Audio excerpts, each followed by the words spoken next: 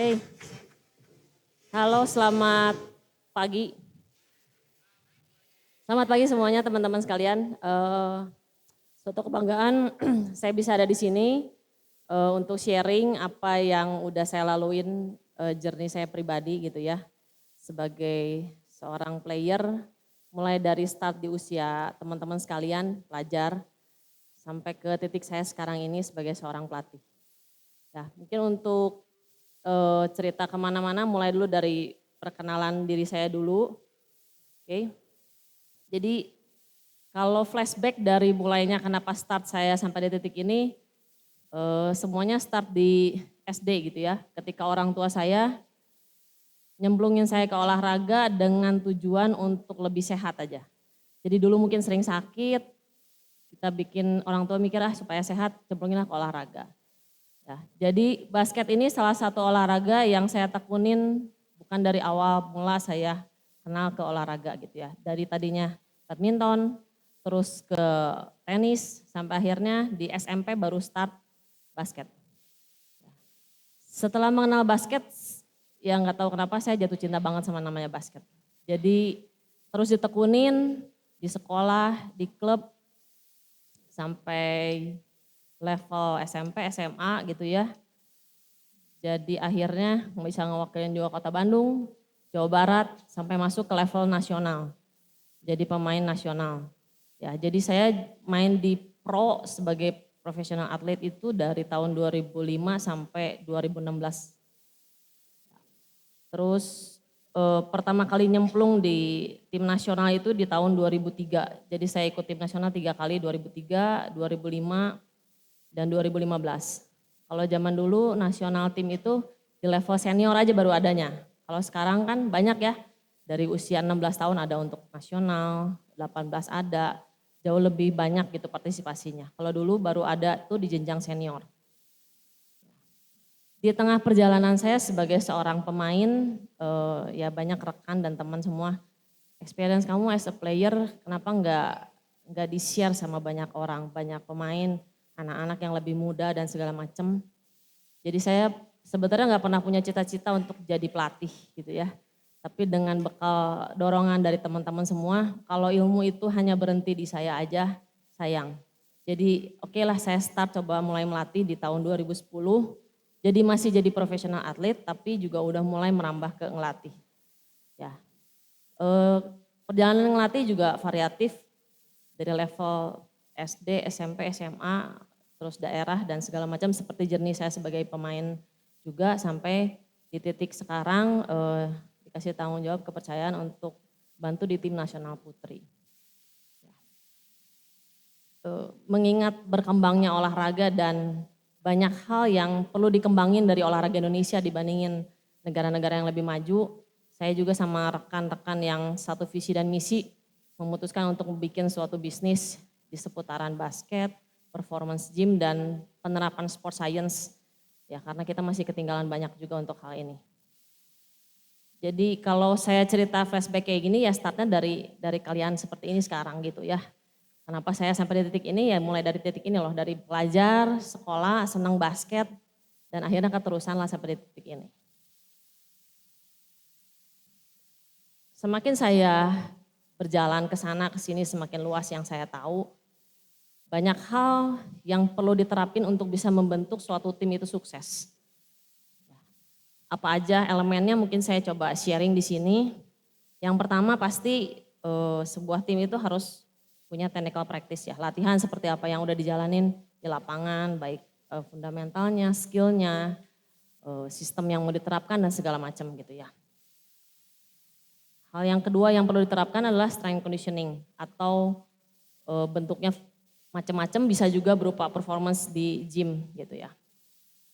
Hal ini lebih disadarin bahwa saat ini jadi ketika saya dapat experience keluar berkaca bahwa gini, mungkin saya cerita sedikit. Jadi tim nasional itu baru di tahun kemarin mulai masuk ke jenjang yang lebih tinggi.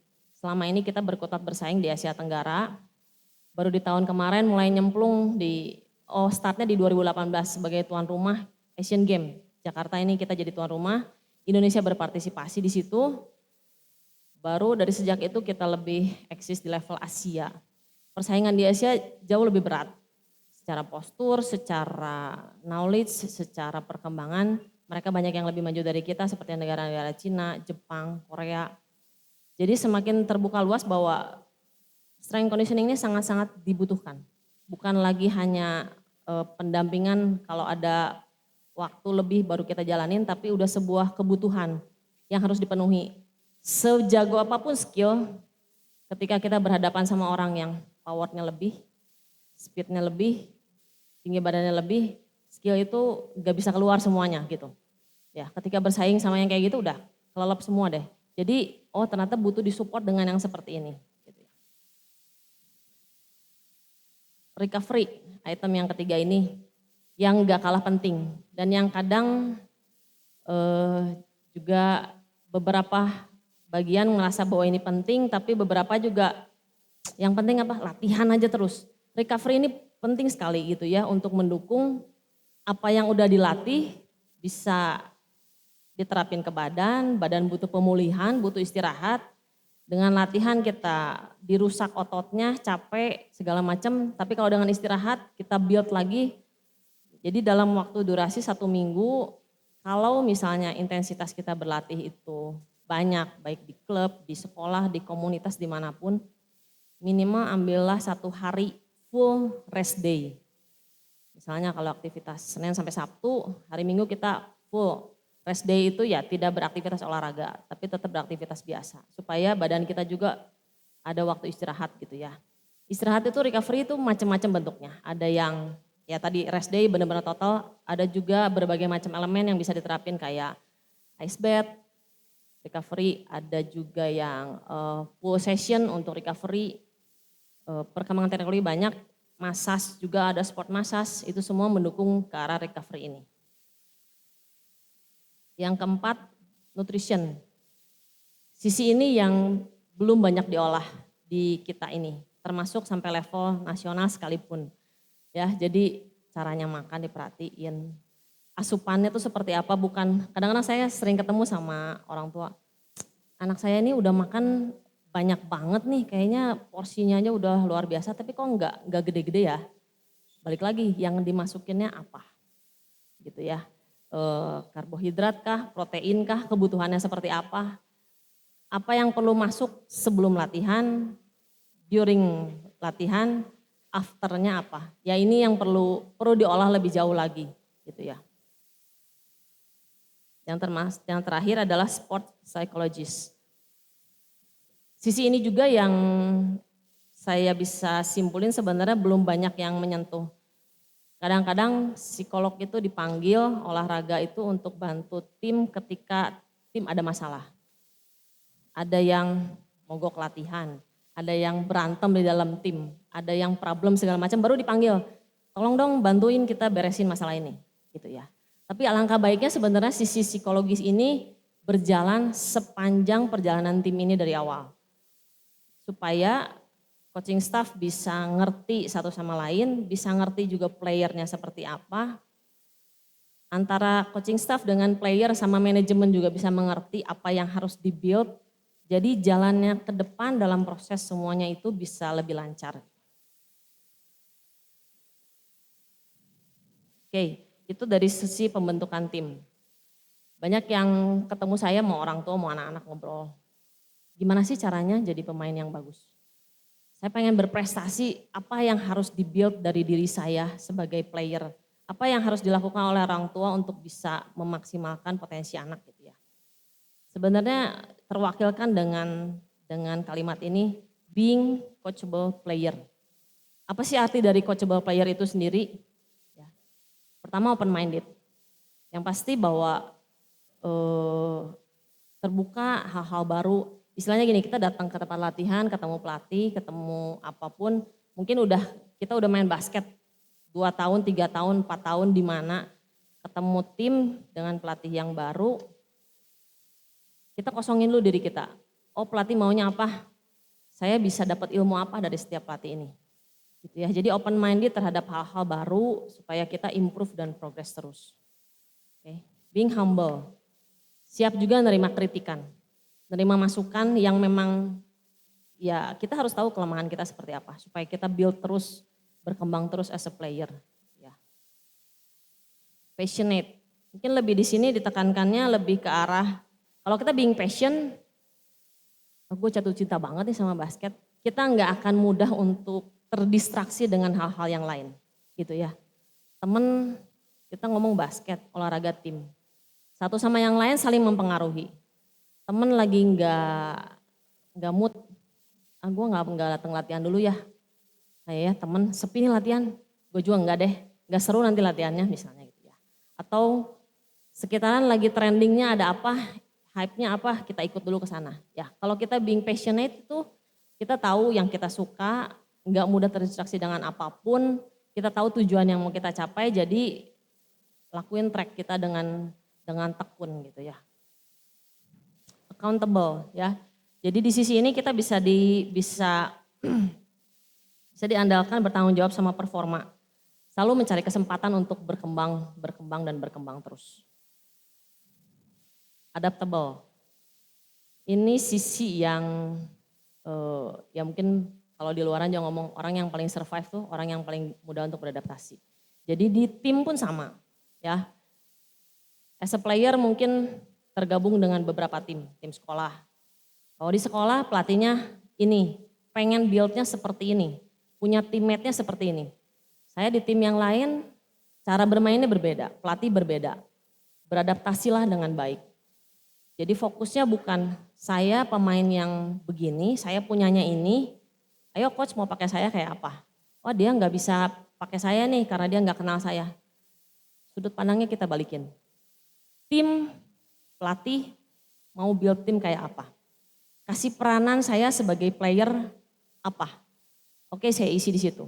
Teman butuh saya dalam hal apa? Saya give kepada mereka. Gitu ya. Jadi sudut pandangnya si timnya dulu, baru kita yang masuk ke situ, kita beradaptasi apa yang bisa kita kasih untuk tim.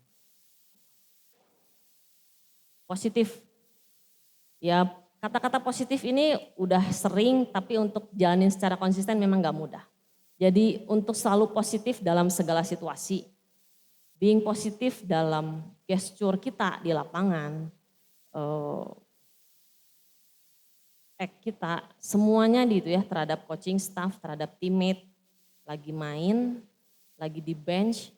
Gimana kita kasih support yang baik gitu ya terhadap situasi yang ada pressure, apa respon kita secara positif apa negatif. Jadi energi itu sangat amat mudah untuk share sama teman-teman di sekitar. Kita baginya negatif ya akan keluarnya seperti itu negatif. Tapi kalau kita share-nya fokus sama yang positif terus, ya kalau setiap komponen di dalam tim berusaha seperti itu akan terbangun sekali gitu ya. Sederhananya mungkin saya kasih contoh seperti ini ya. Anggaplah saya ini seorang pencetak poin terbanyak dalam setiap game biasanya. Tapi game pertandingan hari ini saya off day. Pokoknya nggak masuk-masuk lah, persentasenya jelek banget. Gitu. Saya mau stres, saya mau marah-marah, saya mau kesel, ya, atau saya mau penasaran, saya cobain terus, atau kita sadarin hari ini lagi bad gamenya saya. And then apa yang bisa saya kasih sama tim dalam kondisi saya seperti ini? Saya bisa apa? Make situation untuk create opportunity yang lebih baik buat tim teman saya. Saya bisa support teman yang lagi wangi hari ini, oke saya support. Ya. Jadi tim jauh lebih penting di atas pribadi dan harus bersyukur bahwa ketika saya sebagai player, hari ini saya main gak bagus, tapi tim bisa menang. Itu tuh harus disyukurin banget. Jangan sampai jadi player yang tim mau menang mau kalah nggak dipikirin, yang penting saya mainnya bagus apa enggak. Gitu. Ya. Jadi saya bisa ketemu pemain yang dia happy aja gitu, timnya kalah tapi dia happy aja. Nah, saya bagus kok hari ini. Kamu bagus, enggak bagus itu kan kamu tuh berjuang dalam sebuah tim. Bukan hanya individu kamu sendiri aja. Jadi ini mindset ini yang harus dibangun dari setiap player yang ada di dalam sebuah tim. Sama yang terakhir adalah komit. Ya, ketika udah kita komit untuk gabung dalam sebuah tim, ya kerjasama kooperatif yang baik lah di dalamnya gitu ya. Into ke sana, segala effortnya, segala usaha, komunikasi apapun dibangun untuk komit sama apa yang udah kita tuju. Oke, sekarang masuk ke ini ya, philosophy of winning.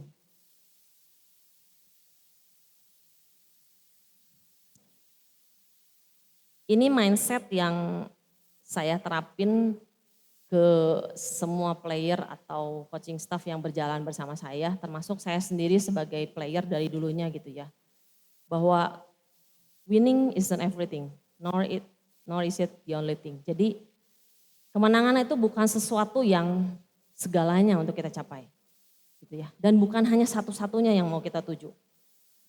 Kalau kita menuju hanya kemenangan yang jadi tujuan akhirnya, bahwa kita akan bisa menghalalkan segala cara untuk mencapai ke sana. Ya, termasuk misalnya cheating lah, atau do something bad ke person yang lain, atau apapun bisa dilakukan hanya untuk mencapai sebuah kemenangan. Dan bukan itu gitu, nor is it the only thing. Yang keduanya, failure is not the same as losing. Ya. Jadi kalah dalam sebuah latihan, kalah dalam sebuah pertandingan, bukan berarti kita tuh gagal. Sampai titik dimanapun seorang dibilang sukses itu pasti ngalamin kegagalan bangkit. Kegagalan bangkit, kalah belajar dari kekalahan itu. Saya kalah, kenapa saya kalah? Faktor apa aja yang masih jadi kekurangan? Faktor apa aja yang lawan punya lebih baik yang saya nggak punya? Itu evaluasi gitu ya. Jadi ya kalah itu proses yang harus dinikmatin untuk kita semakin hari semakin jadi orang yang lebih baik. Ini sejajar juga sama kalimat berikutnya yang success is not equivalent to winning. Ada orang yang timnya juara terus tapi perkembangan dirinya gak oke, ya, as a person, as an athlete gitu ya. Jadi sukses itu ukurannya macam-macam. Buat saya pribadi ketemu anak yang tadinya untuk berinteraksi sama tim aja sulit, sekarang dia udah bisa enjoy, it's a success. Anak yang tadinya mut-mutan, lagi saatnya dia bagus-bagus banget, lagi jelek-jelek banget, sekarang bisa jauh lebih stabil performance-nya, it's a success. Gitu ya. Sebuah tim yang tadinya berjalan sendiri-sendiri, masing-masing playernya pengen nunjukin egonya masing-masing, sekarang berjuang as a team. Meskipun belum jadi champion, it's a success. Jadi sukses itu jangan diukur dari berapa game kita menang, tapi gimana progres kita become a better player day by day gitu. Fokusnya sama itu. Ya, beriringan sama yang selanjutnya, athletes should be taught that success is found in striving for victory. Jadi fokuslah kita sama journey yang mau kita jalanin. Ya. Saya kemarin bisa bermain dalam drill yang seperti ini, 10 kali masukin layup kiri, saya masukinnya cuma 5. Oke, next practice minimal saya harus bisa 6 atau 7. Simple ya. Tapi kalau kita cuma pikir simpelnya itu, tapi kita lakuin terus menerus, tanpa kita sadarin someday kita udah ada di titik yang kita nggak pernah bayangin gitu. Jadi journey-nya ini yang kita nikmatin, prosesnya kita tujunya ke sana. Bukan soal menangnya, tapi kalau kita step by step maju terus gitu ya. Saya sering kasih analogi, kita basket itu kan olahraga tim. Ya. Kita punya teman supporting yang bisa support kita kalau kita down. Saya salut banget sama olahraga atlet yang olahraganya individu. Contoh, olahraga atlet lompat jauh. Saya nggak tahu di sini ada apa enggak gitu ya. Atlet lompat jauh tuh bersaing sama siapa latihannya? Sama diri sendiri terus. Hari ini saya lompat bisa segini meternya. Latihan lagi, saya harus lebih dari itu sedikit. Bukan sama orang lain, tapi rekor diri sendiri harus di break terus gitu. Untuk bisa sampai ke situ gimana? Ya setiap ngelakuin bagiannya, lakuin effort yang maksimal selalu. Jadi si atapnya ini bisa ke push naik dikit, push naik dikit. Nah ini jadi fokusnya sama ini, ya otomatis secara goalnya performance kita pasti jauh lebih better gitu. Jadi fokuslah sama si proses ini, jangan sama hasilnya aja yang mau kita tuju. Saya rasa mindset ini yang benar-benar diperlukan untuk bisa jadi sukses tim, sukses player gitu ya. Tapi yang gak kalah pentingnya adalah kita start di basket ini, fun-nya gak pernah boleh hilang. Ya, saya pertama kali ngelatih di tim nasional junior umur 17 tahun, pemain saya ajak ngobrol gitu ya ke saya ya. Coach, sampai sekarang masih main basket gak? Masih, saya masih main basket. Sampai detik ini saya masih rutin main basket. Dia tanya, kenapa? Saya dikasih pertanyaan gitu, saya malah mikir, kenapa kok dia bisa nanya ke saya kenapa saya main basket apa enggak? Ya saya senang basket. Mau saya sebagai pemain apapun mungkin basket selama saya masih bisa main, saya akan mainin. Karena buat saya basket itu hiburannya saya. Saya stres pelajaran lagi sekolah, saya main basket, saya rilis stres saya. Saya capek kerja, capek segala macam ketemu basket meskipun capek, tapi saya bisa senang di situ gitu. Setelahnya lebih happy, lebih enjoy sama life-nya gitu ya. Itu yang saya rasain. Dan saya sampai detik ini jadi orang yang seperti ini, semua banyak peran serta dari basket ini yang membentuk saya. Saya balikin, kenapa kamu nanya ke saya kalau kenapa masih basket? Ya karena saya di saat ini, saya rasanya pengen pensiun. Kenapa ya saya bilang gitu? Udah jenuh coach. Usia anak ini 17 tahun gitu ya, udah jenuh coach. Saya terus mikir, kenapa kamu bisa udah jenuh di titik ini padahal nemu masuk ke national team tuh baru pertama nih usia junior gitu ya. Tapi kenapa dia udah sampai ke titik ini? Berarti ada yang miss dalam prosesnya dia. Kemungkinannya banyak. Ada misalnya dia melalui latihan yang over. Ya, jadi titik jenuhnya cepat. Atau dia ketika usia tertentu mendapatkan porsi latihan yang tidak sesuai dengan umurnya. Saat itu banyak ditemukan di luar sana sekarang. Usia 10 tahun, usia 12 tahun. Pengennya apa? Jadi juara. Sebenarnya kalau usia 12 tahun kita bandingin dua orang. Yang ini latihan seminggu 2 kali, si A, si B latihan seminggu 5 kali. Make sense dong yang 5 kali pasti lebih bagus secara skill. Yes. Saat ini tapi akan di-compare performance yang 5 kali pasti lebih baik daripada yang 2 kali. Tapi balik lagi saat ini. Bukan secara long term. Jadi bisa kita omongin kalau kita mau mengacu, aculah pada long term athlete development.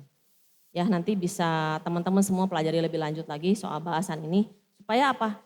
Dia dapat sesuai porsi, mungkin saat ini bukan jadi yang terbaik di usianya. Tapi peaknya dia akan di usia nanti, dia akan berjalan sesuai porsi sehat antara pertemanan, sekolah, olahraga, bagian dari atlet ini. Dia bisa enjoy proses itu sampai nanti ya dia menyukai ini seumur hidupnya dia gitu ya. Tapi kalau dia porsinya dapat di awal lebih dari yang seharusnya, prestasi saat itu dicapai iya, tapi akan cepat ketemu yang namanya titik jenuh. Saya ketemu anak-anak yang saya mau pensiun aja, udah nggak tahan lagi untuk namanya main basket. Ya saya sedih ya kalau dengar kayak gitu, karena saya ngerasain apa yang bisa kita achieve dari basket, tapi dia bisa memutuskan seperti itu gitu. Ya, atau yang paling kedua, yang paling berat adalah get injured, cedera. Ya. Semakin sekarang cedera semakin early, semakin dini anak-anak mengalami cedera. Kenapa? Yaitu mungkin karena porsinya yang over, atau tadi komponen 5 aspek yang saya jelasin ini mungkin tidak saling mendukung gitu ya. Jadi menghambat pemaksimalan optimalisasi seseorang gitu, seorang pemain atau atlet. Jadi itu yang bisa saya sharing. Semoga bekal ini bisa jadi pemicu semangat untuk berprestasi, untuk berkembang, untuk maju terus meskipun jadi atlet ataupun tidak jadi atlet. Ya jadi journey as a basketball player ini bisa kita bawa terus umur hidup kita secara karakternya, attitude-nya, Yang kalau semua ini diterapin di segala aspek kehidupan kita, saya yakin bahwa kita akan jadi orang yang sukses. Thank you kesempatannya, semoga bermanfaat buat teman-teman sekalian. Thank you.